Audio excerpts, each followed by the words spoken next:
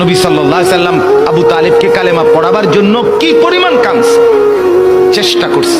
শেষ মুহূর্তে বলছে, চাচা চাচা কালেমাটা পড়েন না চাচা।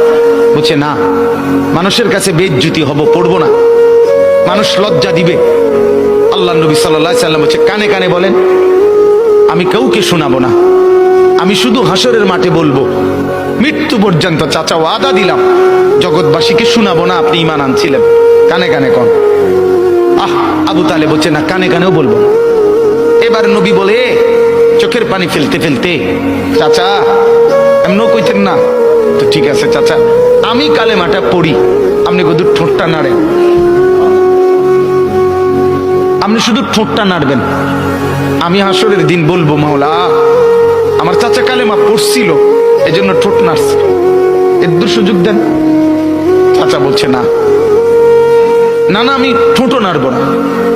আল্লাহ নবী তখন অঝরে কাঁদতেছিলেন আর চোখের পানি ফেলে বললেন, চাচা আপনি জাহান্নামের আগুনে জ্বলবেন, আমি সইব কেমন? আবু তালেব নাফরমান তখন কি বলছে জানেন? আন্নারু খায়রুম মিনাল আর। মুহাম্মদ, মানুষের কাছে লজ্জা পাওয়ার চাইতে আগুনে জ্বলা অনেক ভালো।